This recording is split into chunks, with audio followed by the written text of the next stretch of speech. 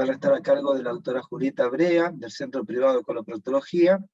Contamos con 4 panelistas: Gastón González Segura, del Hospital Iril de Escobar, Cristian Rodríguez, del Hospital Churruca, Eva Serrano, de Nueva Proctología, y Juana Rachea, de la Clínica 25 de Mayo y el Hospital General de Agudos de Mar del Plata. Y también contamos con 2 expertos: Alejandro Canela, del Hospital Alemán, y Rubén Miravalle, del Centro Privado. Así que bueno, hoy vamos a tener un tema que es muy interesante, muy frecuente y en muchos aspectos controversial, como es la enfermedad diverticular. Recuerden que pueden hacer preguntas a través del chat, que la va a estar coordinando la doctora Nadia Peralta, como siempre, y también llenar el formulario para certificación y sorteo de los libros, que lo vamos a estar haciendo en el transcurso de la próxima semana con todos aquellos que completen la certificación, que entiendo van a tener un link durante el transcurso de esta presentación. Bueno, Julieta, te dejo entonces para que comiences a presentar el caso. Bueno, buenas tardes. Antes que nada quería agradecer al comité organizador por darme la oportunidad de participar en estas jornadas, y como dijimos, el tema que me toca presentar es enfermedad diverticular.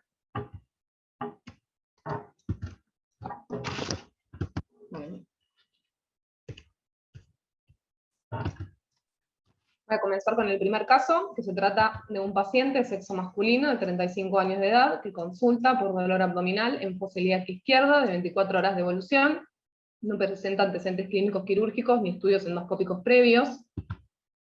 Al examen físico se encuentra hemodinámicamente estable, febril, presenta abdomen blando, depresible, doloroso en fosa ilíaca izquierda, con defensa muscular sin dolor a la descompresión. Se solicita laboratorio que evidencia glóbulos blancos aumentados de 15.000 con una PCR de 110 por miligramos por decilitro, resto del laboratorio normal. Frente a este paciente, ¿solicita algún estudio complementario? Cristian, ¿qué nos dirías? Hola, ¿qué tal? ¿Cómo les va? Bueno, el diagnóstico clínico solamente de la diverticulitis, y más si no tiene antecedentes el paciente, la verdad que es difícil. Si bien nos orienta por el dolor en la fosa ilíaca derecha, los glóbulos blancos y demás, el abanico de diagnósticos diferenciales que podemos tener es muchísimo. Y se dice, hay hasta estudios de esto, que habla que hay un 34, 40% de falla en el diagnóstico clínico. Por lo tanto, generalmente solicitamos algún estudio complementario de acuerdo a lo que uno disponga en su medio de trabajo. El gold estándar, como creo que la mayoría sabe, es la tomografía con contraste, que tiene una alta sensibilidad y especificidad, que no solo nos va a permitir hacer diagnósticos, sino también programar el diagnóstico diferencial, sino también hacer un pronóstico, una clasificación de este paciente y ya poder ir premeditando qué tipo de tratamiento le vamos a dar, si antibiótico o no, ambulatorio, internado, etcétera, etcétera. ¿Alguno de los panelistas opina diferente? Eva, no, perdón. No, yo opino igual. Lo que quería remarcar en este caso, que estamos hablando de un paciente de 35 años, que por ahí es muy poca la frecuencia de enfermedad diverticular en esta edad, pero bueno, estamos un poco ya insinuados con el cuadro. Vemos que tiene dolor, vemos que tiene leucocitosis. Yo estoy de acuerdo con el gol estándar de la tomografía, pero por ahí en algunos centros, por una cuestión de disponibilidad o de que es más rápido, la ecografía es una herramienta a tener en cuenta, de inicio por lo menos, porque por ahí es más rápido y tenemos ya un panorama un poquito más abierto desde el inicio, y después por ahí progresar con el estudio. ¿Alguna otra diferencia, Juan o Gastón? No. No. Yo quería comentar justo lo que dijo Eva. Lo que pasa muchas veces con estos pacientes es que los ve un clínico en una urgencia, ¿no? Y el clínico de inicio habitualmente lo que más frecuentemente pide es una ecografía. Yo creo que el gol estándar, como dijo el otro Rodríguez, es la tomografía. Si bien la eco es algo rápido y no nos pone paciente a radiación, la sensibilidad de la tomografía y la especificidad para un paciente con una enfermedad verticular o la sospecha de una enfermedad verticular va a ser mucho más superior. No sé qué opinan el resto. Alejandro. Sí, ahí surge, bueno, saludo a todos y gracias por la invitación. acá pongo un desafío diferente. Estamos de acuerdo que el estándar es la tomografía, pero ¿qué hacemos con el paciente? Este paciente que lo vamos a evaluar a la guardia y el clínico ya le hizo una ecografía y muestra un engrosamiento de colon sigmoides con rarefacción de la grasa, ausencia de líquido libre. ¿Quedamos ahí o hacemos una tomografía? No sé qué opina el resto. ¿Y cuánta confianza le tenés al ecografista? Depende mucho, porque es operador dependiente, por lo tanto, yo no me quedo tranquilo con 15.000 blancos y demás, no me quedo tranquilo, no sé si hay burbujas, que eso en una ecografía no lo vas a ver, que ya te cambia un poco el pronóstico, si hay algún abscesito chiquitito que por ahí pasa desapercibido por la interposición aérea en una ecografía.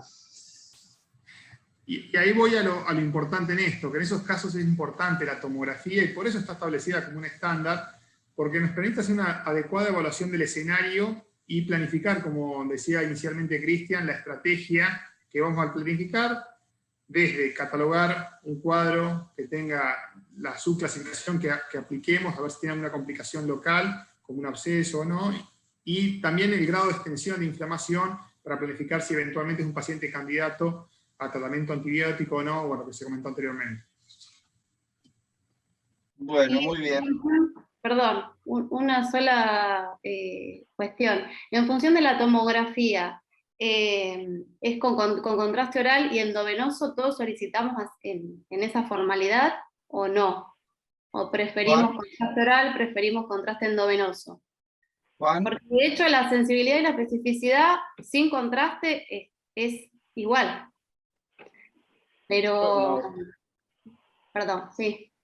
Bien, no, en mi práctica habitual pedimos tomografía con contraste endovenoso. Generalmente estos son pacientes que vemos en la guardia y sabemos que si le vamos a indicar contraste oral se va a demorar el estudio y lo que queremos es definir al paciente, digamos, con respecto a ver cómo vamos a continuar, si lo vamos a poder manejar en forma ambulatoria, si vamos a necesitar internarlo y bueno, mucho más si vamos a necesitar hacer una intervención quirúrgica, ¿no es cierto?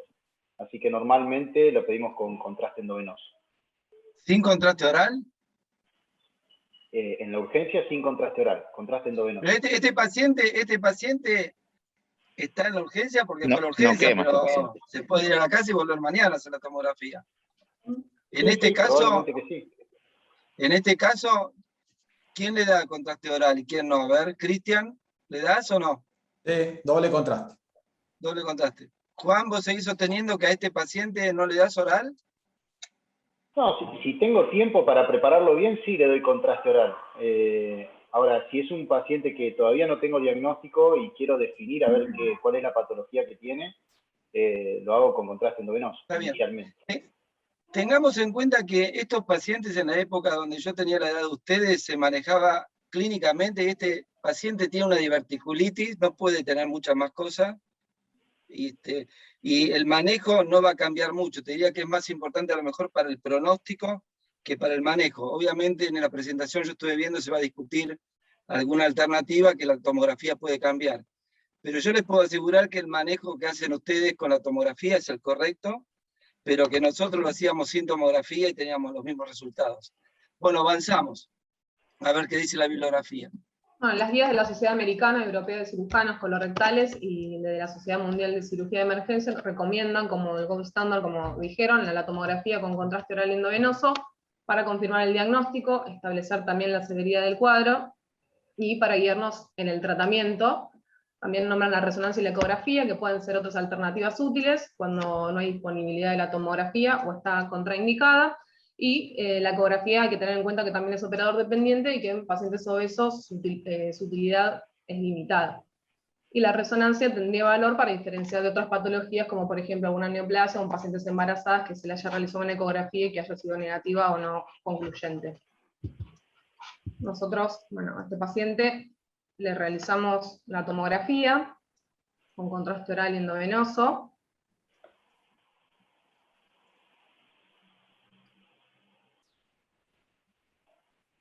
Se objetiva engrosamiento del colon sigmoides con la presencia de divertículos y rarefacción de la grasa perisigmoidea. Bueno, se catalogó como un paciente Hinchey 1A en la clasificación de Hinchey modificada en base a tomografía. ¿En este paciente incluirían tratamiento antibiótico? Empezamos por Juan. Sí, yo iniciaría un tratamiento antibiótico. Estoy de acuerdo. Eva. Sí, sin dudarlo. Gastón. Gastón. Sin dudarlo, ¿eh? Eva dijo sin dudarlo. Gastón. Después discutamos. Está bien. Yo dudo un poco. Voy a meter un poco de controversia. A ver, ¿por qué? Y la indicación del antibiótico está dada en si lo consideramos algo complicado porque tiene una repercusión sistémica, de una respuesta inflamatoria sistémica. Sí, concuerdo que tiene 15.000 blancos, pero en el examen físico tenía defensa, no tenía reacción. Sí, la tomografía está en un border, pero depende del manejo que le queramos dar. Puede ser, no sé cómo siguió en el tratamiento, si tenía contención familiar o otros criterios de internación, pero ahí vería entre los criterios de internación y su diverticulitis a ver si le coloco o no antibióticos. Yo creo que estoy en un gris. Un 60% a favor de poner antibiótico y un 40% de no. Dijimos antibiótico, no dijimos vía oral o endovenosa. No, después vemos, pero ¿y Cristian? Y es un tema, la verdad, que de mucha controversia, pues este paciente está con algunos signos sistémicos, tiene 15.000 blancos y una PCR elevada, por lo tanto yo le doy antibiótico. Pero bueno, vamos a discutir obviamente acá las guías con los no complicados de no darle antibiótico. Para mí es un cambio de paradigma que en mi estructura en la cabeza no me lo puedo sacar, yo lo aprendí que le damos antibiótico a todos. Y la verdad que hasta cambiaría la forma de ver la fisiopatología de estos pacientes. Digamos, estamos en una patología con una microperforación, como nos enseñaron, y esto lleva a una inflamación, o es inflamación y eso lleva posterior a una microperforación. La verdad que los trabajos, si bien son dos randomizados que hablan sobre este tema, los efectos secundarios que midieron fue poca la cantidad, por lo tanto el poder estadístico me parece que es un poco bajo. Yo sigo con la vieja escuela y le doy antibiótico. ¿Vos, Alejandro? Acá, a ver, estamos frente a una situación que es un cambio de paradigma y hoy por hoy la tendencia, no podemos tomar conductas basadas que no la podemos justificar con evidencia hoy por hoy que cada vez es más fuerte. Yo esta discusión la tuve con infectólogos en su momento cuando analizamos, no quiero pisar los trabajos que seguramente se van a desarrollar a continuación, y planteó un planteo de cambio de paradigma. En esto lo que se planteaba es que la teoría de microperforación se pasó a la teoría de la disbacteriosis dentro del divertículo, y esto cambia la utilidad en un hinche 1A que no tiene fiebre, que no tiene un hemocultivo positivo, que no tiene un cuadro de SIRS, cuál es la utilidad del antibiótico, y en base a eso surgieron estudios que demostraron que en este tipo de pacientes no está indicado dar antibiótico. Pero lo más marcado a mí que me dio la pauta fue el infectólogo que dice, hoy por hoy, existen publicaciones que si esto sigue como estamos hoy por hoy, en el 2040 los problemas no van a ser las infecciones virales, sino las infecciones bacterianas, porque no vamos a tener recursos antibióticos para dar. Y es un problema que nosotros desde el punto de vista quirúrgico ignoramos, no le damos la importancia que deberíamos, pero es un problema que se está planteando en los grupos de medicina interna e infectología cada vez más serio por el desarrollo de resistencia antibiótica, y que cada vez vamos a estar más limitados a tomar conductas de brindar un antibiótico si no tenemos una recomendación fuerte para hacerlo. Entonces, yo a estos pacientes, hoy por hoy, cambié la postura, no sugiero dar antibiótico. ¿No le das antibiótico? No. ¿Ustedes, Rubén? Yo opino exactamente, dijo las mismas palabras que pensaba decir Cristian, porque la verdad es que uno habla de cambio de paradigmas y cuando escuchaba que hablaban de cambio de paradigma pienso en no sé, no me quiero ir a otro tema, pero cuando alguien dijo en un momento no operemos a la gente que tiene respuesta clínica completa después de radioterapia y todos se acribillaron. Quizás nos estemos equivocando, pero la verdad que yo no puedo sacar de mi cabeza que el mecanismo de esto y la fisiopatología es una microperforación, en este caso está bloqueado, y que tiene razón Alejandro con lo que habla del tema del sobreuso de antibióticos, pero yo le daría antibióticos. Si damos antibiótico a la enfermedad diverticular sintomática, ¿sí? Entonces, el gastroenterólogo en consultorio, si usa rifaximina para un paciente de consultorio ambulatorio, en una infección con microperforación, entiendo lo que dice la evidencia y lo sé, vi que pusieron en el chat, no está indicado, está bien, no está indicado, pero si me preguntan a mí qué hago, yo le doy antibióticos, ni lo dudo. Y más con la leucocitosis, no es un paciente con dolor en fósforica izquierda y que está en 9.000 blancos, tiene 15.000 blancos este paciente. Que ser joven no significa que no te corresponda, yo a ese paciente le voy a seguir cubriendo con antibióticos, hasta que me cambien el paradigma en mi cabeza. Pero por ahora sigo igual. Eva, ¿por qué estabas preocupada en que si era oral o endovenoso? A ver. No, porque en realidad, bueno, la discusión de, como dijo Alejandro clarísimo, ahora la modificación en el paradigma de suspender los antibióticos, y la otra discusión es el manejo de la vía oral o tratamiento endovenoso, incluso acortar los periodos de tratamiento. Yo, por ejemplo, doy 10 días de antibióticos, no me maten, yo doy 10 días y sigo con la vieja escuela, no tan vieja por ahí, pero sigo volviendo al mismo paradigma y con lo que hacemos siempre. Me cuesta un poco pensarlo. Incluso hay trabajos que documentan que 4 días de antibiótico es igual a 7 y es igual a 10. Entonces hay una discusión mucho más allá de lo quirúrgico estrictamente, a lo que estamos acostumbrados, que es esto, el manejo médico. Es una controversia que se está llevando a cabo, por ahí no lo tenemos tan de cerca nosotros, pero es importante que por ahí lo charlemos. Hasta creo que desde el punto de vista legal es un problema, porque vos lo mandás a la casa con 15.000 blancos, y si se complica legalmente, no sé si... ¿Tienes evidencia para darle soporte a eso? Sí, evidencia. No, a ver, el tema es cambiar el paradigma. Primero lo que yo hacía hincapié es en esto. Todos estos trabajos que surgieron de obviar antibióticos salió por estudios de investigación que cambiaron el paradigma de la microperforación a la bacteriosis en aquellas que no tienen absceso. Por eso es lo importante que plantean las guías cada vez más importantes de vos hacer un diagnóstico de situación con una tomografía. ¿Bien? Hoy por hoy, como decía Carlos, si queremos manejar a un paciente como se manejaba anteriormente, no podemos correr el riesgo de no dar antibióticos. ¿Bien? En un paciente hinche 1A, en la cual vos no tenés un control, que no tenés una afección séptica, el tema de los blancos puede ser tranquilamente inflamatorio, y vos descartás que no tenés un control, una alteración séptica, podés al paciente hoy por hoy manejarlo sin antibiótico. Y es un cambio importante por el problema que está trayendo el uso indiscriminado de antibióticos. Yo pienso que nosotros vamos a vivir el karma en algún momento. ¿Bien? Por lo cual es importante basarnos en estos trabajos y que cada vez hay una evidencia más fuerte, y sabemos que las guías de recomendación, cuando emiten una recomendación, se tienen que basar en trabajos que tienen que tener un nivel de soporte importante y que podemos ver que lo tienen. Ahora, acá hay, Leandro Figman acá hace una linda pregunta, que le voy a trasladar a ¿quién fue el panelista que dijo que no le daba? Levante la mano, que no lo recuerdo. Ah, ahí está, González, Gastón. Acá pregunta el doctor Figman, si no le das antibiótico, ¿lo mandás a la casa sin antibiótico? ¿O lo internás? Porque mandar a la casa a un paciente ambulatorio y sin antibiótico, o lo internás y no le pones antibiótico, porque la otra sería mandarlo a la casa con antibiótico. ¿Le estás ahorrando una internación? ¿O lo mandás directamente ambulatorio sin antibiótico? No, si es un paciente que tiene una contención familiar y tolera la vía oral en el resto de su alimentación, creo que tranquilamente se puede ir a la casa y manejar ambulatorio, obviamente con un seguimiento cercano. O sea, lo mandás a la casa sin antibiótico. ¿Vos también, Alejandro?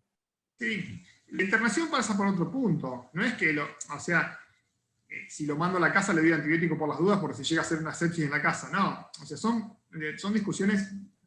Discutimos el antibiótico, en este caso no hay antibióticos.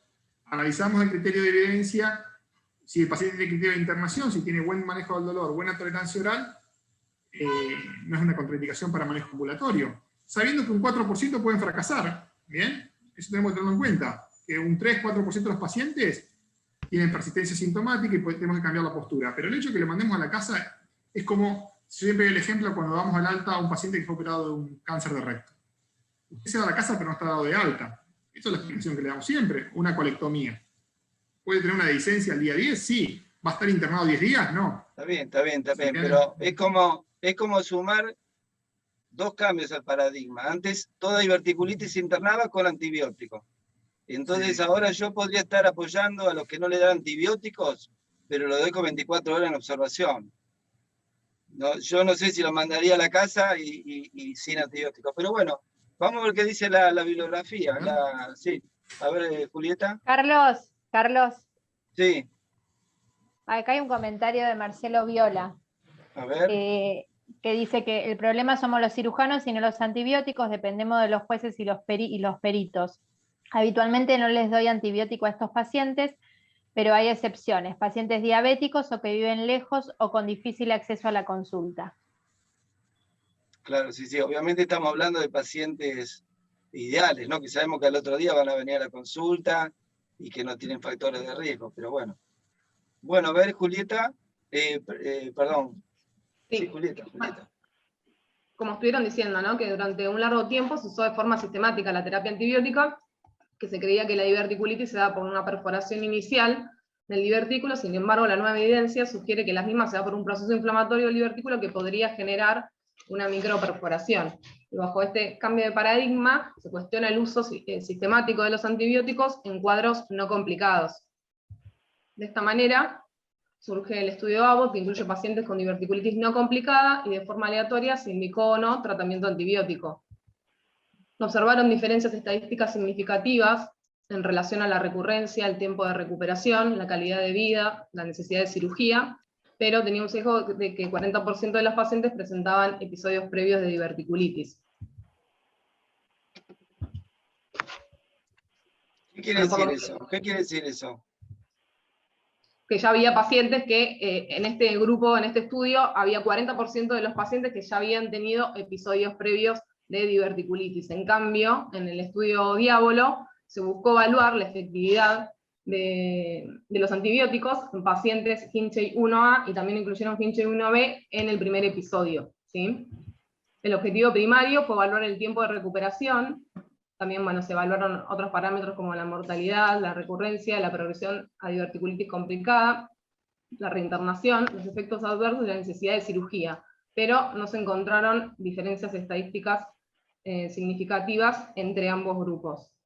Razón por la cual los autores de este trabajo concluyeron que en pacientes con Hinchey 1A, o sea, no complicados, se debería realizar tratamiento observacional, excluyendo a los pacientes febriles, sépticos o que hayan tenido hemocultivos positivos. Y, bueno, los pacientes Hinchey 1B, que también los incluyeron, a estos sí les daban tratamiento antibiótico, pero por el bajo tamaño muestral del trabajo. Bajo esta justificación, las guías de recomendación de la Sociedad Americana Europea de Coloproctólogos y también la de emergencia, no recomiendan su uso en diverticulitis aguda no complicada, excepto, como dijo uno de los doctores, en pacientes inmunocomprometidos, sépticos o con comorbilidades. Y bueno, otro punto a discutir que estaban ya nombrando es si internan o no internan a estos pacientes. Bueno, ya Alejandro lo dijo y no sé si Rubén... Yo ya le di antibiótico y ya se fue a la casa al paciente. O sea, le das el antibiótico y lo mandas a la casa a este paciente. Sí, a control. Yo hago lo mismo. Yo también. Algún panelista bueno, ahí Gastón no le da antibiótico y lo manda a la casa sin antibiótico, ¿y Juan qué hace? No, yo le doy antibióticos y lo mando a la casa, con un control en 72 horas aproximadamente. Algo importante que me parece a tener en cuenta también es el tiempo de inicio de los síntomas de estos pacientes, ¿sí? Porque uno no sabe, cuando un paciente consulta por esta sintomatología y lleva 12, 24 horas de inicio del dolor, y uno hace un estudio por imagen y ve esta tomografía como veíamos, uno tampoco sabe qué evolución va a tener este paciente, ¿sí? Diferente que es un paciente que ya tenga más tiempo de evolución de los síntomas, que uno ya puede inferir que va a continuar con el mismo comportamiento, ¿no? Pero sí, me parece muy importante. Y lo mandaría a la casa. A este paciente le daría eso.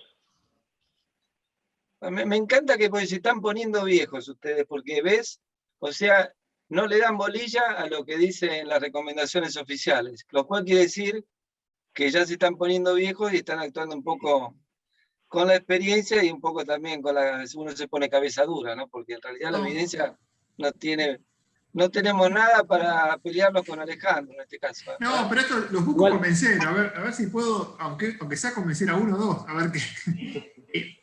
El trabajo Diabolo es un trabajo digno de leer, es un trabajo con muy buen diseño, está bien hecho, cosa que el estudio ABOD fue criticado, eso que comentaba Julieta cuando lo presentó. Uno de los sesgos que tenían era que casi la mitad, 40 y pico % de los pacientes venían con diverticulitis capaz que hace 3 meses. Sabemos que hay pacientes que recrudecen con síntomas, le hacemos una tomografía y está igual con un proceso inflamatorio crónico, que sabemos que ese paciente el antibiótico de antemano no aportaba nada. Y el estudio de Diávolo buscó clarificar esto y limpiar la situación y hacer que sean pacientes con una buena estadificación tomográfica, y no solamente avaló los Hinchey 1A, sino que si vemos los resultados del Hinchey 1B, no mostró diferencias en la evolución. Lo que pasa es que el tamaño muestral de pacientes Hinchey 1B no es suficiente como para cambiar un paradigma. ¿Se entiende? Pero la evidencia es cada vez más fuerte y estoy seguro que si esto nos juntamos en 2 años, vamos a tener más aliados para cuidar los antibióticos. Seguro, seguro. Yo creo que, perdón Ale, perdón doctor Vaccaro, pero no sé, quizás tema lo que voy a decir, pero yo no hago todo exactamente igual como dice la bibliografía. O sea, entiendo las guías, entiendo la evidencia, y uno basa muchas de sus decisiones, pero absolutamente todas. Nadie hace algo que no está en la evidencia, no que esté mal, pero como que hay, no, pero está esto nuevo que es mejor, bueno, pero en eso no soy uno va para todo. Yo en esos casos yo les doy antibiótico, como dice Cristian, y no sé si me va a cambiar la estructura mental para eso, pero quizás el día de mañana lo haga, pero el día de hoy no, sinceramente. Muy bien, ¿seguimos? ¿Puedo hacer un comentario más de eso que venían diciendo? No creo en la parte del cambio de paradigma, perdón, porque en el cambio de paradigma te explica entre la microperforación e inflamación es más o menos lo mismo. Yo creo que siempre vinimos dando antibióticos de manera innecesaria anteriormente. Que siempre fue un mismo, la inflamación fue siempre la misma y no me convence ese cambio de paradigma, pero sí me convence de que en esa evidencia de no dar antibiótico innecesariamente por todo lo que dice Alejandro. Carlos, hay 2 preguntas. Sí, hay varias acá. Dice, lindo debate, perdóname, así Nadia. ¿La diverticulitis ya es una complicación de la diverticulosis? Sí. La enfermedad diverticular, una de las complicaciones es la diverticulitis. Ahora, la diverticulitis se divide en complicada y no complicada. La que estamos viendo ahora es no complicada y ya veremos las complicadas. Preguntan acá, ¿qué antibióticos usan? Rapidito, para así podemos seguir. Rápido. Ampicillin o ciprometro. ¿Cuántos días? 7 días. ¿Julieta? ¿O María? Yo 10 días. Sí, prometo 10 días. Mucho, para mí es mucho. ¿Julieta? Estos estudios, Doc, perdón, hablan de amoxicilina ácido clavulánico por 10 días de tratamiento. Mucho, es no mucho. lo dije, pero los estudios que nombré recién hablan de eso. Es mucho. En mi hospital no hay tratamiento que dure 10 días, salvo que el paciente tenga una sepsis, no sé. González, Gastón. Bueno, ahí hacemos cosas que no están en la evidencia, entonces, ¿eh? No estamos de acuerdo con lo que dice la bibliografía. No, por eso días, yo también, yo por eso tomo la bibliografía. Decía, no sé si todos hacemos exactamente lo que dice las citas. Perfecto. No, es que no tenemos por qué hacerlo. Gastón, ¿cuántos días y antibiótico? Sí, amoxiclavulánico 7 días, sí. No en este caso, pero... Dice, si el problema es inflamatorio, dice Claudio Benavides, ¿qué antiinflamatorio indican? Es linda pregunta, ¿ven? Ahí, el que cambió el paradigma, a ver. ¿Es antiinflamatorio? No puedo ser autor del cambio de paradigma, digamos, no quiero tomar el honor que tienen otros autores que han pensado esto y desarrollado esto. No, a ver, la utilización habitual de antiinflamatorios, la recomendación inicial es utilizar AINES, ¿bien? No aumentar hacia ramo opiáceos por el hilio que pueden traer aparejado y demás. Y una breve paréntesis con respecto a la antibiótico-terapia que mencionaban, en Hinchey 1B, que todos estamos todos de acuerdo que damos antibióticos, ¿no? Utilizar ampicillin o amoxiclavulánico, y la tendencia es abandonar la ciprometrofloxacina con metronidazol, que es un esquema muy útil, pero que tiene el inconveniente la ciprofloxacina en uso masivo de generar una alta resistencia. Entonces la idea es abandonar ese tratamiento y cuando uno indica un tratamiento, orientarse a amoxicilina clavulánico. De hecho, el estudio Diávolo está pensado y diseñado la rama con antibióticos con amoxicilina clavulánico. Bueno, acá hay otros comentarios, creo que es una tranquilidad más mental que científica. etcétera. Estamos de acuerdo, yo por lo menos. Se hablan de clínicas privadas o diferentes aspectos, o pacientes jóvenes a la casa sin antibiótico los 3 días, pero generalizada, con pésima evolución, muerte, cómo se defiende uno. Bueno, son cosas excepcionales. Obviamente son caso por caso, y obviamente también en escenario por escenario, porque no es lo mismo probablemente los escenarios que manejamos cada uno de nosotros, y probablemente mucho menos los que algunos que están escuchando. Está claro que el paciente que uno no le da antibiótico y lo manda a la casa es un paciente que sabemos que al otro día va a volver a las 10 de la mañana a controlarse con nosotros mismos, ¿no? Pero bueno. Que tiene una tomografía de alta calidad, que tiene, y ese es un punto muy importante, que está estudiado con una tomografía de alta calidad. Eso es fundamental. Basándonos en clínica, realmente eso está pensado con una tomografía de buena calidad, en la cual tenemos una buena imagen, y con esto tomamos esta determinación tan fina como para obviar el antibiótico, ¿no? Eso es que no lo siento presente. Acá Federico, que no puedo ver el apellido, dice: si en algún momento aprendimos un paradigma con sus argumentos, ¿cuál es el problema de comenzar con uno nuevo, teniendo en cuenta que tiene evidencia que lo respalda? El único comentario mío es que todos los estudios que se hacen, por más que estén bien diseñados, son estudios. Son estudios que tienen una población altamente seleccionada, que no es lo mismo que el paciente que entra al hospital italiano, o al hospital alemán, o al Hospital Fiorito, o al Boccuzzi de Varela, donde yo hice mis primeras prácticas. No se puede aplicar esa evidencia que a lo mejor se hizo en un pueblo inglés, donde viste, el paciente, como recién comentaban, vino porque hacía 5 minutos le dolía la panza, y dentro de 3 horas vuelve a la guardia por si le pasa algo. Estamos hablando de diferentes escenarios, por eso la evidencia también hay que tomarla en cuenta esto. Bueno, seguimos, Julieta. Bueno, frente a este interrogante podemos nombrar al estudio Ibertrial, cuyo objetivo primario fue evaluar el fracaso del tratamiento ambulatorio y el de la internación. Los objetivos secundarios fueron evaluar la calidad de vida de los pacientes y los costos, y se detectó un fracaso del 6,1% en los pacientes internados, frente a un fracaso del 4,5% en pacientes tratados de forma ambulatoria, definiendo el fracaso como la persistencia o recurrencia del dolor, la fiebre, la necesidad de drenaje o cirugía en los primeros 30 días.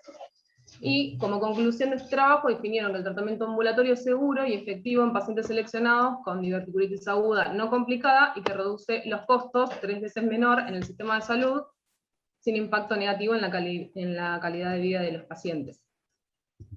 Pues en el 2019, Sirochi en su metaanálisis evaluó la seguridad del manejo ambulatorio, detectó una tasa de fracaso del 4,3, que la definió como la necesidad del tratamiento antibiótico prolongado, de realizarse drenaje percutáneo y de cirugía por perforación, pero no se pudieron identificar los factores predictivos del fracaso.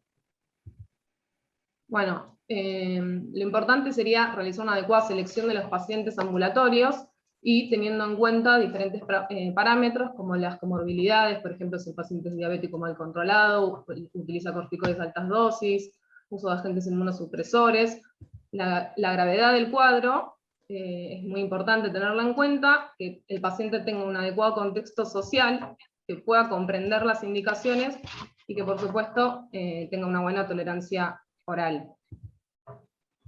Bueno, nuestro paciente realizó tratamiento ambulatorio, no le dimos antibiótico y obtuvo mejoría clínica. Superado el cuadro inflamatorio, realiza un estudio endoscópico en este paciente. ¿En qué pacientes lo indican? Sí, Eva. Sí, realizaría el estudio endoscópico, en este caso un paciente joven que no tiene estudio previo, debuta con un cuadro de diverticulitis, entre las 6 y 8 semanas es donde estaría indicado para evitar el riesgo de una posible inflamación en un periodo previo con riesgo de perforación. Cristian. Y acá también hay otra controversia, porque dice que si es no complicado, tiene 35 años, así que tampoco ingresa por screening, no se debería hacer, porque dice que la probabilidad de detectar un tumor es del 1%. Yo igualmente se lo haría, como dice Eva, a las 6 semanas. ¿Alguno no le haría el colon por enema? Perdón, el colono. Todos. Bueno, entonces, todos idealmente, en el caso de que uno lo haga, hacerlo el cirujano que vio al paciente, en la medida de lo posible, ¿sí? Dependiendo de la situación y el contexto, pero Si es un paciente mío, la colonoscopia se la hago yo a las 6 semanas, o 8. Ninguno hace Parece colon por importante que era el enema. cirujano. Ninguno hace colon por enema, ¿no? No. ¿Y por qué no? En su momento, inicialmente, nosotros lo hacíamos en forma sistemática, hacíamos doble estudio, endoscopía y colon por enema. ¿Bien? Realmente pasaron dos fenómenos con el colon por enema. Primero es que es un estudio que, con el objetivo que nosotros buscamos al estudio, con la colonoscopía estamos satisfechos, y uno puede plantear, no, pero si en algún momento llego a la cirugía, me da una imagen topográfica del colon mucho más acabada. ¿Cuál es el objetivo, Ale, que decís? Para el objetivo, ¿cuál es el objetivo de hacer una A colon? ver, el objetivo de las guías de recomendación que uno plantea en la colonoscopía es la detección de adenomas avanzados o tumores de colon. La realidad es que en diverticulitis no complicadas la detección es extremadamente baja, ronda un 1% en pacientes mayores a 50 años. Si en diverticulitis complicada hay series que hablan hasta un 10% de tumores asociados que podemos pasar por alto. O sea, nunca debemos dejar de hacer una colonoscopía en un paciente que tuvo una diverticulitis complicada, porque hasta un 10% nos podemos pasar por alto un tumor. ¿Bien? Pero ahora vamos por más. Hoy por hoy no quiero entrar en ese debate, pero en los pacientes que van a evolucionar sintomáticos, la colonoscopía también nos va a dar un patrón inflamatorio, lo que es la clasificación de DICA, que es algo que cada vez se está analizando más por esta misma teoría que comentábamos hoy, que está asociada además a la fisiopatogenia a una disbacteriosis, que es un proceso de microperforación, y que entra, como alguno lo vi en el chat, a cada vez haber una congruencia más en un proceso con una enfermedad inflamatoria que se empieza a solapar con la enfermedad inflamatoria intestinal. ¿Bien? Eso es algo, por eso la clasificación de DICA y demás, que no los quiero aburrir con eso, pero que nos marca los factores predictivos de recurrencia sintomática que va a tener el paciente. Entonces, por eso también es que hacemos la colonoscopía. Entonces, en el punto en una diverticulitis no complicada de este paciente, yo recomiendo hacérsela sistemáticamente, a pesar de que sé que voy a tener una baja tasa de detección de lesiones asociadas, ¿bien? O de cambio de diagnóstico, pero me permite evaluar el grado de inflamación colónica remanente y la posibilidad de recurrencia que va a tener con el correr del tiempo. Ok. No sé si alguno de los panelistas quiere decir algo. Juan, ¿seguís ahí? Pues te perdimos. Bueno, Sí, seguimos. sí, Te había dejado ver. Dale, Julieta, por favor. Sharma demostró que el riesgo de cáncer colorectal en diverticulitis complicada es del 11%, 0,7% en pacientes con diverticulitis no complicada. Similares a los resultados hallados por Meyer, siendo la diverticulitis complicada de 7,9% y en la no complicada de 1,3%. Ahora, las guías recomiendan realizar la endoscopía tras la resolución del episodio de diverticulitis aguda complicada por el riesgo de neoplasia maligna a las 6 semanas del episodio agudo. Y si no se realizó en los últimos 3 años, dice. Y no la recomiendan los pacientes con diverticulitis no complicada, excepto que presente imágenes o síntomas sospechosos, como por ejemplo, proctorragia o alteración del ritmo evacuatorio. O sea que las guías no complicadas no la estarían recomendando en la endoscopía. ¿Sí? Nosotros en este caso no le habíamos realizado la endoscopía y a los 6 meses del primer episodio intercurrió nuevamente con dolor abdominal en fosiliaca izquierda. El laboratorio era normal, se realizó una nueva tomografía, se objetivó un Finchey 1A, se realizó nuevamente tratamiento médico ambulatorio. ¿Y qué hacemos con este paciente? Perdón, Julieta, ¿ahí no le dieron antibiótico de vuelta? Sí, se dio antibiótico, pero ambulatorio. Sí, sí, Cambió el paradigma de vuelta. Cambió el paradigma ahí, ¿eh? Claro, claro. ¿Qué hacemos con este paciente luego de superar el cuadro inflamatorio? Si tiene indicación o no de realizarse una cirugía electiva. Juan. A mí me parece que ante un segundo episodio de diverticulitis, digamos, eso no marca que este paciente necesite una cirugía electiva. No aún. ¿Y Gastón? Sí, yo creo que estamos ante un panorama de una patología benigna y hay que evaluar más que nada la calidad de vida y qué cercano están los próximos cuadros. Había leído una vez un artículo, no me acuerdo bien, pero que hay un 10% de probabilidad de que vuelva a tener de un primer episodio a un segundo, pero ya de un segundo o tercero suma hasta un 20 y pico %. Así que es un paciente que muy probablemente termine en una cirugía. electiva, y habría que hablarlo bien, sobre todo la calidad de vida y la cirugía con el paciente, y tomar una decisión en conjunto, en mi opinión. Eva. Bueno, y yendo un poquito a las recomendaciones, a ver si salgo un poco, me voy al cambio de paradigma. En realidad, en los pacientes jóvenes no se recomienda la cirugía así de entrada, no es recomendada con un buen nivel de evidencia, porque no se demostró que tengan ni mayor recurrencia ni peor pronóstico, y tienen un porcentaje de cirugía de urgencia menor del 2%. O sea que si el objetivo es prevenir una complicación que nos lleve, o un cuadro que nos lleve a una cirugía de urgencia, es menos del 2%. Así que estoy de acuerdo en evaluar el caso individual, como dice, la valoración del paciente, y bueno, y la repercusión sobre la calidad de vida del paciente. Pero dirías que no, entonces. Diría que no, bueno, consideraría esas cuestiones. Está bien, pero en principio no. Cristian. No, coincido, de calidad de vida, hablo con el paciente, ya voy explicando que en un segundo episodio, que si esto se reitera, quizás por una alteración de su calidad de vida, sea necesario en algún momento hacer una cirugía, pero va a depender de la cantidad de episodios del paciente también. Está bien, pero en este caso, por lo que entendí, ahora me olvidé, pero Juan le recomienda la cirugía, ¿no? No. No recomiendo la cirugía. O sea, lo que ninguno de los cuatro recomienda la cirugía. A un paciente que tiene, ¿cuántos años tiene? 35. Tiene 35 años y en 6 meses hizo 2 episodios. No, sí, pero hay que ver qué pasó en el medio, Doc, también. Porque, como hablaba, se supone que estuvo bien. Pero no, ahí no están aclarando si el paciente tuvo una transgresión alimentaria y tuvo un segundo episodio. Entonces, si tuvo una transgresión alimentaria y tuvo un segundo episodio, es comportarte bien con la dieta, no transgreda. No importa. No está aclarado. Sí, mira, yo te digo si porque yo a esa edad, ahí le doy más saldo al paciente, ¿no? Está bien, yo te voy a decir una cosa. Yo tuve el mismo episodio a los 39 y el segundo episodio fue una transgresión. Fue comer pizza con cerveza.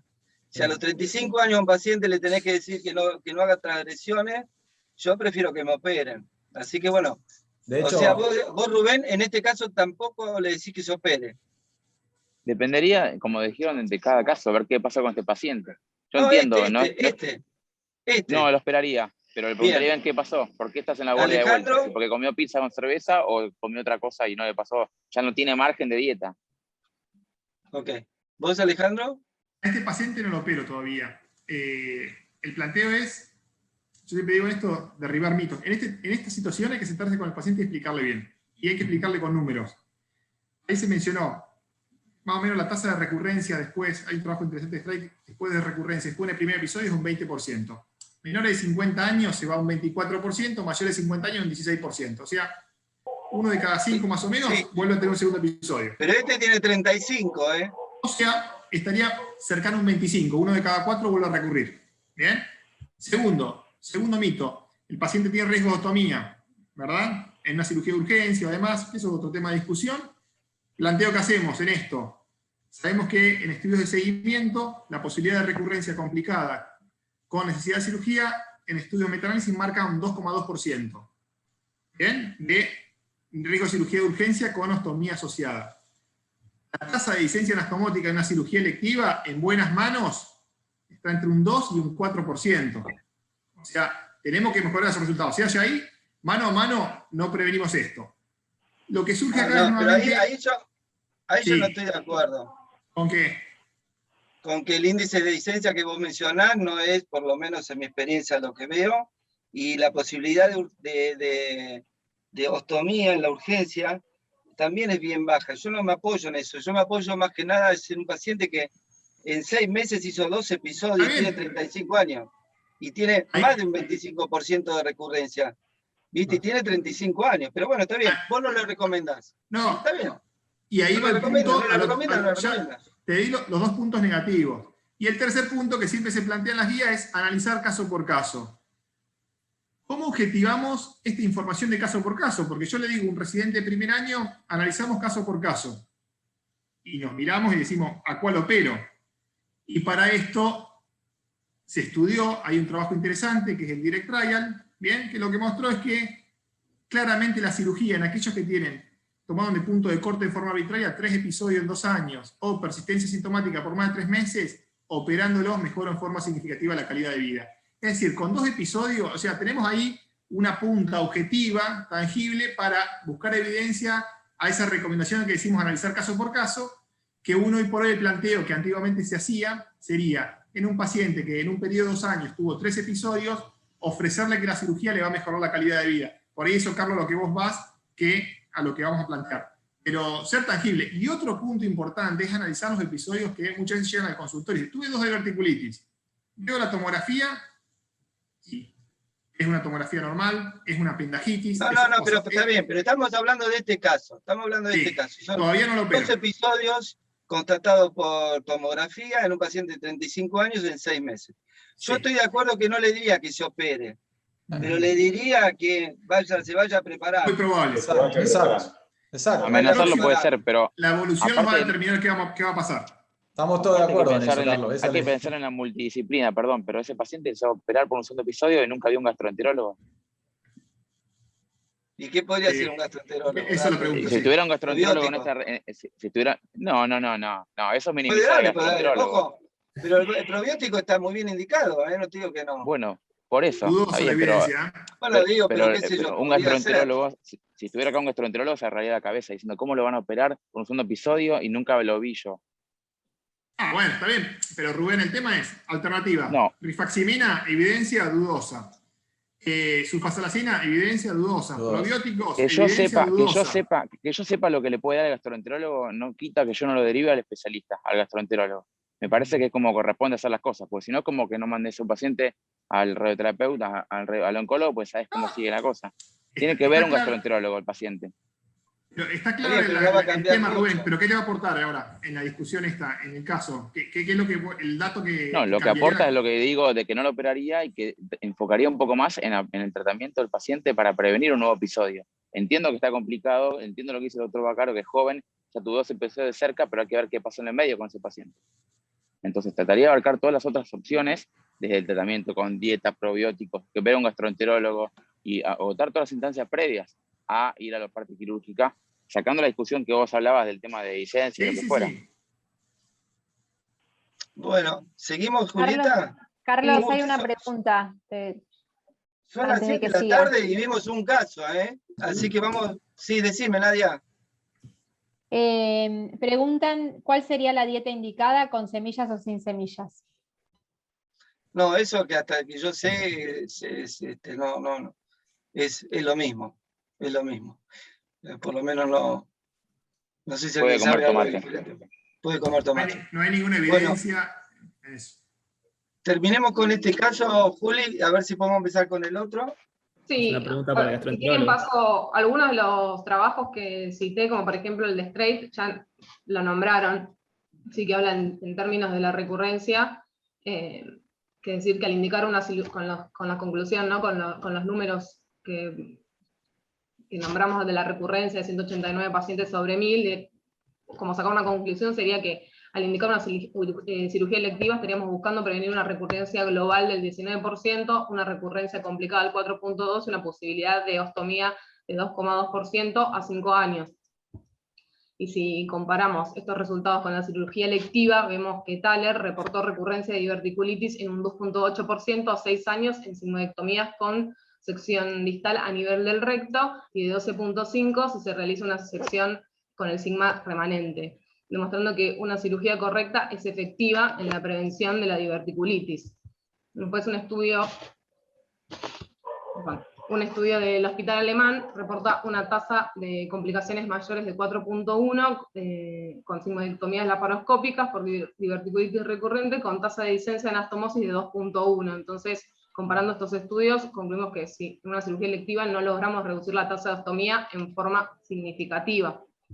Pero creo que lo más importante es tener en cuenta que un paciente frente a múltiples episodios de diverticulitis impacta claramente en la calidad de vida, que es lo que busca estudiar el estudio del Direct Trial, que también lo mencionaron, ¿sí? Que selecciona pacientes con diverticulitis recurrente, que hayan tenido 3 o más episodios en 2 años, aunque tengan síntomas persistentes más de 3 meses luego de los episodios de diverticulitis, y aleatorizaron el tratamiento conservador versus la sigmoidectomía laparoscópica, y como dije, valoran el impacto en la calidad de vida a los 6 meses.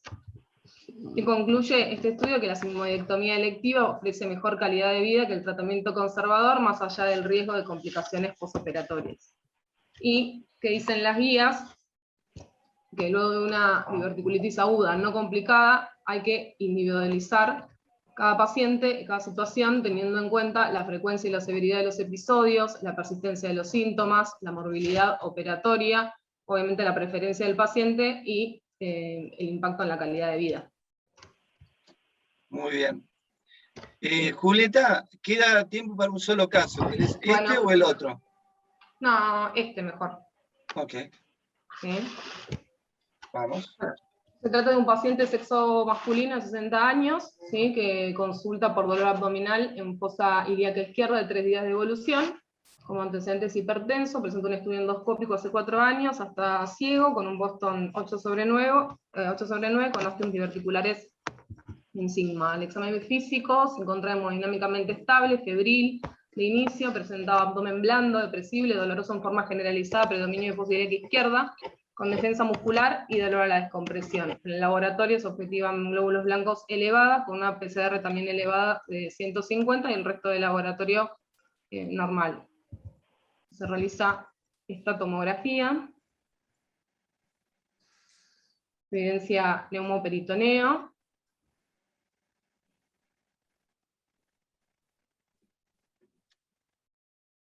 ahora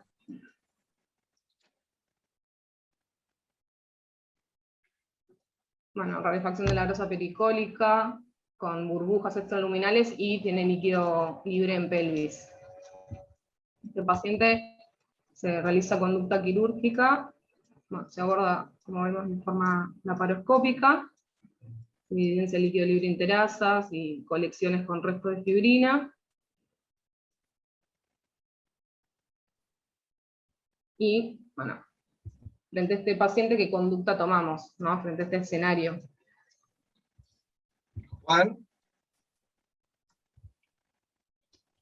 En base a una operación de Hartmann, una resección de ostomosis primaria con ostomía, sin ostomía, o un lavado de drenaje laparoscópico. Está silenciado, Juan. Sí, bueno, lo que uno debe preguntarse en este caso, una vez que ya tomó la decisión de operarlo, es justamente eso, si es necesario resecarlo o no, y en el caso de resecarlo, si es posible de realizar una anastomosis o no hacerla. A mí lo que más me interesaría en este paciente es saber con qué paciente cuento, ¿sí? Si tiene comorbilidades y demás. Yo creo que la selección del paciente para tomar una decisión a esta altura es fundamental. Bueno, a ver, Julieta, aclaranos bien cómo está el paciente, así hablamos de este paciente.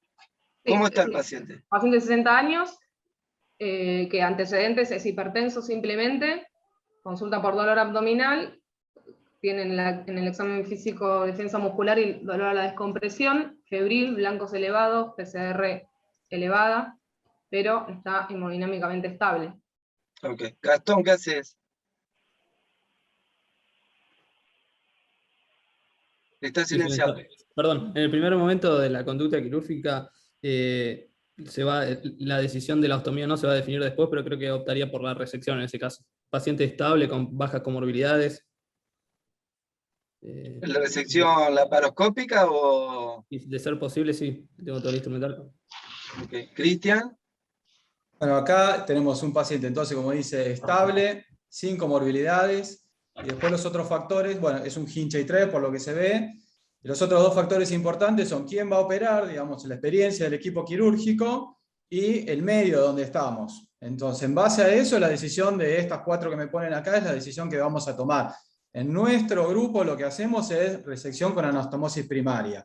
Digamos, yo estoy en el grupo del doctor Pedro, que hace 20 años que viene pregonando este tema, así que tenemos experiencia. Si el equipo quirúrgico tiene la habilidad, la experiencia suficiente en cirugía laparoscópica de colon, se hace resección anastomosis laparoscópica, y si no tiene experiencia en cirugía laparoscópica, se hace lo mismo, pero abierto.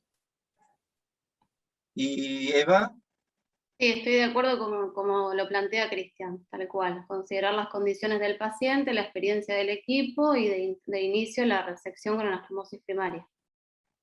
Ok. ¿Nadie hace lavado por lo que veo? No. No. Y Canela menos, ¿no?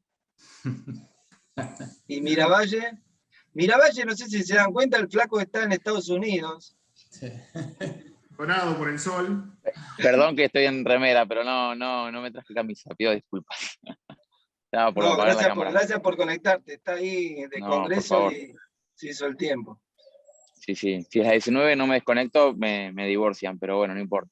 A las 19 de acá. No, es un chiste. Hago lo mismo que dice Cristian. Y también otra cosa a tener en cuenta, a veces el cirujano puede estar Cristian, pero no está en el Churruca, está en un lugar que tiene mucho menos complejidad y eso también hay que tenerlo en cuenta, ¿no? Como lo vienen programando hace mucho tiempo. Sí, La charla de Pedro, y sí, Alejandro no voy a hablar por él, pero creo que no lava. No, yo en esto, el concepto que tenemos que tener en claro es que es algo que se viene planteando a diario, es la clasificación de Hinchey, que durante años se utilizó para planificar una estrategia quirúrgica, es inadecuada. O sea, es un dato más dentro del contexto general. Podemos utilizar el índice peritoneal de Mannheim o analizar uno por puntos de diferentes variables y en base a esto considerar si es un paciente Lavando peritonitis apendiculares, ¿sí? Y me Sí. dice esto. Y me dice, le lavé todo, le hice una prueba neumática y no fuga. ¿Qué le hago?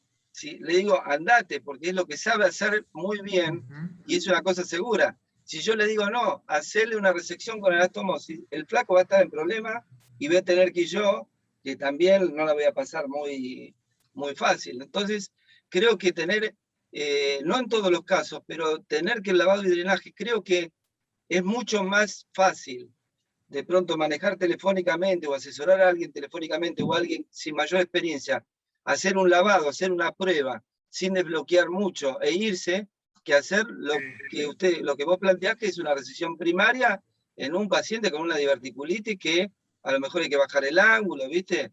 No es fácil. Y hacerle una laparotomía, como plantea el grupo de Pedro, ahí me parece que todavía es más a favor a que si uno puede hacer un lavado e irse, con la condición de que al otro día, si el paciente no evolucionó, por lo drenaje viene lo que venga, se puede reoperar en forma, por el equipo, digamos, de mayor experiencia, ¿viste? Por eso te digo, yo no creo que sea una cosa o la otra, y que yo lo planteo el lavado como una cosa que puede ser una salida a un médico que no tiene mucha experiencia y que puede resolverlo, porque de hecho algunos pacientes andan bien. Pero entiendo lo que ustedes plantean también. Sí, lo veo en el punto interesante lo que vos planteás. El único que veo es que al otro día estás vos ahí. Claro, vos tenés mucha experiencia. Claro. La realidad es que muchos servicios hacen el lavado de drenaje y al otro día no está Carlos Bacaros ahí viendo al paciente para ver si le va a hacer una resección y anastomosis o una resección Harman. O sea, es parte de... Todo. Por eso es un factor importante la infraestructura hospitalaria. Otro punto no menor es el banco de sutura. Nosotros acá pedimos sutura y la tenemos. En otros grupos, sutura lineal cortante de 60 milímetros. No hay. O sea, entonces en esos casos uno va a competir, hace la comparación, Harman versus lavado, tiene otro color, ¿se entiende? Es otro escenario de morbilidad. Por eso es que es muy importante lo que se mencionó en la mesa, de hacer un análisis de situación de qué recursos tenemos, quién está el otro día a la mañana, lo que vos decís, Carlos, si vos estás mañana a la mañana, es otra situación de que si mañana está el mismo cirujano de guardia, más cansado. ¿Se entiende? Entonces, el banco de suturas, la experiencia, ¿tá? Y un concepto claro es que tenemos que tener una prioridad. La prioridad es, en primer lugar, control de sepsis y solucionar el problema de vida del paciente con la menor agresión posible y evitando un riesgo de ostomía. Ese es el orden que tenemos que tener. Esto hay que dejarlo siempre claro en las charlas de no forzar una situación o hacer una anastomosis heroica, que sabemos que si anda mal el paciente puede comprometer la vida invirtiendo el orden de prioridad, ¿no?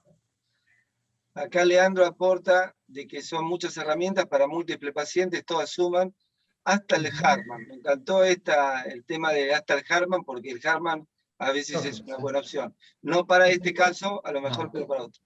Y Marcelo Viola, que el lavado con toperceroide y Salvador, de un cirujano sin experiencia que será asistido por un equipo de experiencia el otro día. Nos quedan pocos minutos y ahí Julieta hizo una extraordinaria revisión del tema, Así que yo propongo que sea ella quien utilice estos últimos minutos para después cerrar el ciclo en horario. Juli, ahí. Bueno. Levanta un poquito ahí se te ve media baja. Ah, perdón. Se ve la frente, ahí. Ahí está. ¿Ahí se me ve? Ahí sí. Ah, porque me ubica, porque no me di cuenta, perdón. Ahí se me ve bien, ¿no? Ahí sí. Bueno, empiezo con Lee en el 2019, que llevó a cabo un estudio randomizado que compara ambos procedimientos en pacientes con diverticulitis aguda con indicación quirúrgica. Compara la morbimortalidad, que fue mayor en el grupo de Hartmann, pero sin diferencias significativas. Y observamos que la mayoría de los procedimientos en esta serie fueron operaciones de Hartmann, pero el estudio igualmente concluyó que la resección en anastomosis es segura en pacientes que hayan sido seleccionados correctamente. Bueno, seguimos comparando estos dos tipos de procedimientos resectivos. El año pasado se publicó un metaanálisis de 4 estudios randomizados multicéntricos cuyo objetivo primario fue evaluar la tasa de morbimortalidad y la tasa de reversión de ostomía, diferenciando los resultados de la cirugía de urgencia en la primera instancia con los de la reconstrucción del tránsito. ¿Cuál fue la conclusión? Que la cirugía índice en la operación de Hartmann y la anastomosis primaria en pacientes con diverticulitis perforada no presentan diferencias en cuanto a la morbimortalidad, pero con mayor índice de infecciones en Hartmann y mayor tiempo operatorio en la resección de anastomosis, pero solamente de 15 minutos. Y en cambio en la cirugía de cierre de ostomía presenta menor morbimortalidad, infección, eventración y tiempo operatorio la resección y anastomosis primaria. Entonces, como punto a recalcar, el mayor porcentaje de ostomía definitiva en pacientes con operación de Hartmann, que fue el 35.5%, a diferencia de la resección de anastomosis, que la ostomía definitiva fue en el 16%. Otro punto para evaluar serían los costos de estos procedimientos, el cual fue analizado en el Ladies Trial, la rama DIVA, el año pasado, que deja en evidencia que la resección de anastomosis es un procedimiento costo efectivo en comparación con la cirugía de Hartmann. Bueno, tenemos sobreevidencia para recomendar, como hacen las guías, de realizar anastomosis luego de la cirugía resectiva, teniendo en cuenta determinados factores, como por ejemplo los factores del paciente, con sus comorbilidades, su estatus hemodinámico, los factores intraoperatorios y por supuesto la preferencia y experiencia del cirujano. Bueno, ahora como para contraponer, digamos, el lavado laparoscópico, ¿no?, con las cirugías resectivas. En 1996 se publicó el primer trabajo del lavado laparoscópico, incluyeron pocos pacientes, 8 pacientes nada más, y de este momento a la actualidad el lavado laparoscópico fue creciendo y es una opción viable de llevar a cabo en pacientes seleccionados, ¿sí? Bueno, existen múltiples estudios, estos son los estudios que siempre se citan cuando se discute el lavado laparoscópico. Comienzo con el Ladies Trial, ¿sí?, que evalúa la morbimortalidad a 12 meses entre el lavado y la resección, concluyendo que el lavado no es superior a la resección por su alta tasa de reintervenciones y presenta un control de sepsis del 76%. El Candid Trial tiene como objetivo evaluar las complicaciones posoperatorias entre el lavado y la cirugía resectiva, concluye que el lavado no reduce las complicaciones mayores, por lo que no se recomienda su uso, a pesar de que sí disminuye el número de ostomías, y este presenta un control de sepsis del 80%. La trial evalúa la morbimortalidad a corto plazo, entre el lavado y la resección también, pero la resección con ostomía terminal, y concluye que el lavado presenta la misma seguridad que la cirugía de Hartmann, presentando mayor porcentaje de abscesos postoperatorios y controlando la sepsis en un 87%. Bueno, como ya habían nombrado previamente también este estudio del 2018, con la participación del Hospital Italiano, se llevó a cabo un estudio retrospectivo multicéntrico internacional en pacientes Hinchey 3, en los que se realizó el lavado laparoscópico. El objetivo de este estudio fue determinar la efectividad de la tasa de control de sepsis e indicar el grupo de pacientes que podría beneficiarse de dicho procedimiento. El control de la sepsis en este estudio se logró en un 74,5% de los pacientes y fue asociado a un índice de Mannheim bajo, con un riesgo anestésico bajo, según ASA bajo, sin evidencia de perforación en el momento de la cirugía, con ausencia de solisis extensas y que no hayan tenido episodios previos de diverticulitis. Entonces concluyen que el lavado laparoscópico muestra alta tasa de control de sepsis en pacientes seleccionados con baja mortalidad, reoperación y necesidad de ostomía.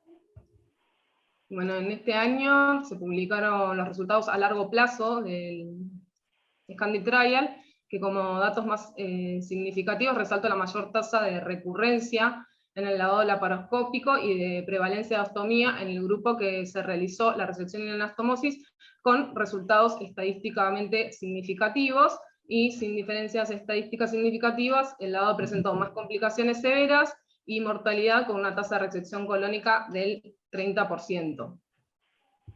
Bueno, en base a la evidencia publicada, por el momento las guías no recomiendan el lavado laparoscópico en pacientes con peritonitis fecal.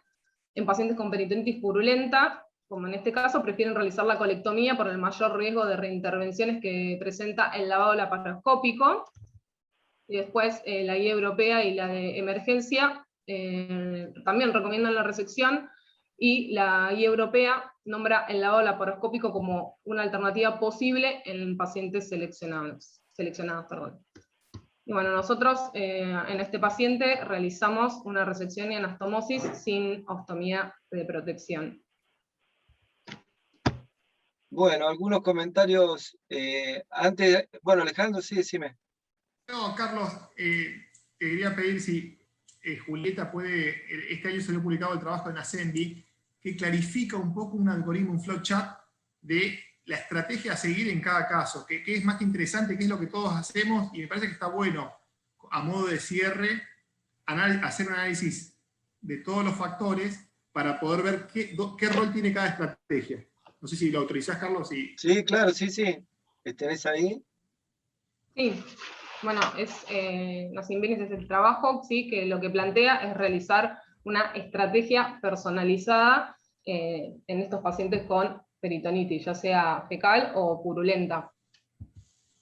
Y lo que dice que hay que tener en cuenta es el estatus hemodinámico del paciente, el ASA del paciente, la edad, si el paciente es inmunocompetente o no, tener en cuenta el índice de peritonitis de Mannheim, ¿sí? Los factores locales, la distensión abdominal, el edema de la pared colónica, ¿sí? Un equipo médico que esté especializado, que esté entrenado en cirugía laparoscópica y en cirugía colorectal, y como también nombraron anteriormente, en cuanto importante los recursos institucionales, que, como remarcar que no todas las guardias tienen ni siquiera un laparoscopio, y menos suturas mecánicas. Y elabora 3 algoritmos en realidad, que divide a los pacientes en hemodinámicamente estables, en hemodinámicamente inestables, ¿sí? Y lo que sugiere es que en los pacientes estables realizar la laparoscopía, obviamente teniendo en cuenta el riesgo anestésico y su inmunocompetencia, ¿sí? En caso de que el paciente esté estable, pero tenga un índice de Mannheim elevado, un ASA elevado o sea inmunodeficiente, sugieren el Hartmann como alternativa quirúrgica, ¿sí? Y en los pacientes inmunocompetentes con ASA bajo, también evaluar el índice de Mannheim, ¿sí? Si es bajo, pero no objetiva perforación libre, tendría lugar realizar un lavado laparoscópico. Y si hay una perforación evidente, se podría realizar una resección primaria con o sin anastomosis de protección. Y después, en los pacientes inestables, lo que recomienda, obviamente, es la resucitación con fluidos según las normas de la TLS, y cataloga a los pacientes en 3 tipos, que los respondedores se tratarían de igual modo que los pacientes estables, o sea, se los cataloga como pacientes hemodinámicamente estables. Y los inestables, que responden transitoriamente o no responden, los dos tienen indicación de laparotomía, ¿sí? Y evaluar qué paciente conviene realizarle una cirugía resectiva con ostomía terminal, o realizar simplemente una cirugía de control de daño, estabilizar al paciente y luego ver qué procedimiento se realiza. Y eso era... Bueno, muy bien. Acá Lucía dice de Jujuy que respecto al lavado y la cavidad, en estos pacientes hemos tenido un buen resultado con posterior seguimiento, evitando la operación de Hartmann en un primer tiempo para luego poder realizar una resección con anastomosis. Bueno, no sé si Gastón querés decir algo más, nos quedan unos pocos minutos y cerramos.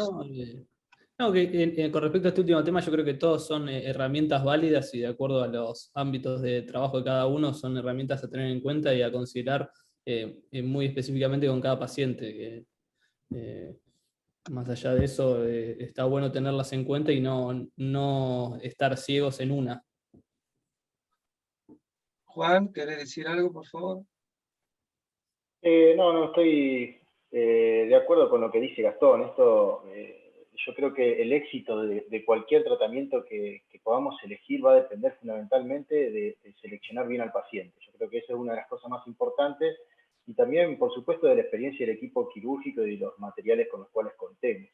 Yo creo que el lavado y drenaje es una muy buena opción, ¿sí? Y siempre priorizo, creo que Cristian habló de que si no se podía hacer la resección anastomosis laparoscópica, se lo hacía por cirugía abierta. Yo considero, en ese caso, difiero en que preferiría en esos pacientes poder realizar un lavado y drenaje y posteriormente una cirugía electiva una resección electiva por videolaparoscopía. Cristian. No, nada, se habló de la formación de los cirujanos de guardia. Creo que son 4 o 5 cositas que tenemos que enseñarle como especialistas, como con los proctólogos, a la gente de guardia, al cirujano general, para que pueda desenvolverse bien en su labor diaria. Digamos, es bajar bien el ángulo, es resecar hasta el recto, no anastomosar en zona hipertrofiada. Son 4 o 5 tips que creo que no se necesita ser un súper especialista como para poder hacer una buena cirugía. Por eso a mí el lavado no me termina de convencer, no me gusta la idea de operar 2 veces a un paciente.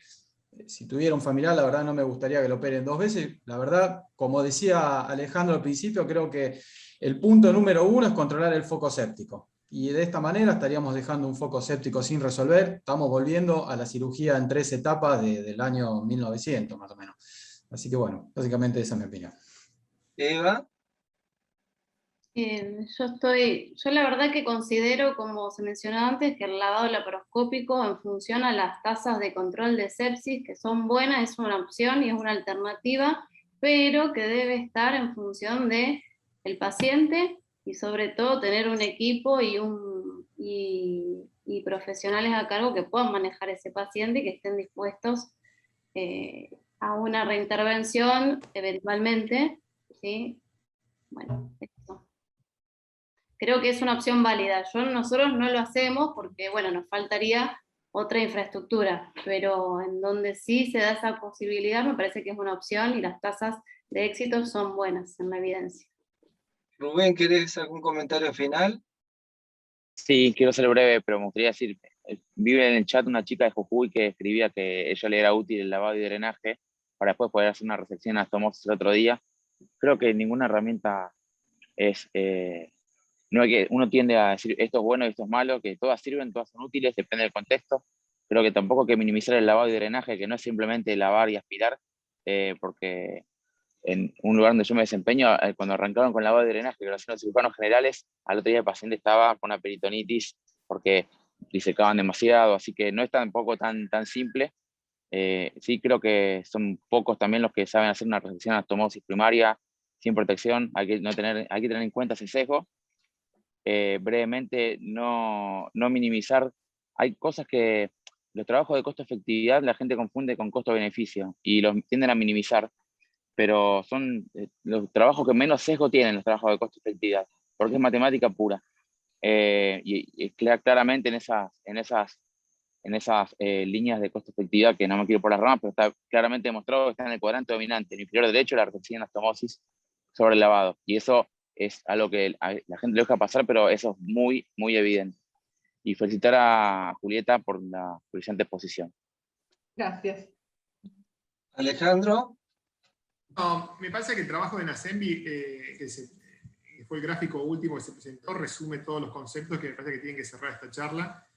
Y algo importante que se presentó y se pasó solapado, en un trabajo del año pasado se analizó el tratamiento quirúrgico en Hinchey 3 en el estado de la base nacional de Estados Unidos. El 90% van a Harman, o sea, es extremadamente alto, y solamente un 25% son abordados de forma laparoscópica. O sea, estamos planteando esto y en un sistema médico que consideramos de referencia en el mundo, vemos que al menos se escapa un poquito a la guía. Y por eso también está el concepto de este trabajo de Nassembi publicado este año, que en realidad es un reporte de opinión de lo que recomienda hacer, y analiza punto por punto. Y el punto de encuentro de mayor discutancia es el paciente que está estable hemodinámicamente, inmunocompetente, que no tiene una perforación patente si hacemos lavado de drenaje o resección con anastomosis primaria. Y ahí yo pienso que cada grupo tiene fundamentos para defender o apoyar su postura. Carlos la mencionaste, nosotros traté de mencionar la de nuestro grupo, y me parece que queda claro el tema. Bueno, entonces gracias a todos, y volvemos a mandar el link acá para que los que quieran llenar el formulario y participar del sorteo de los libros y obtener el certificado, lo van a hacer durante esta semana. A través de las redes vamos a ir a anunciar los ganadores. Y les recuerdo que nos tomamos un mes de vacaciones y en octubre retomamos esta actividad. Muchas gracias a todos y buenas noches. Gracias. Bueno, Chao. Muchas gracias. Muchas gracias. Un abrazo grande, Carlos. Saludos a todos. Chao, gracias. Chao, chao. Hasta luego, gracias. Chao, saludos. Chao.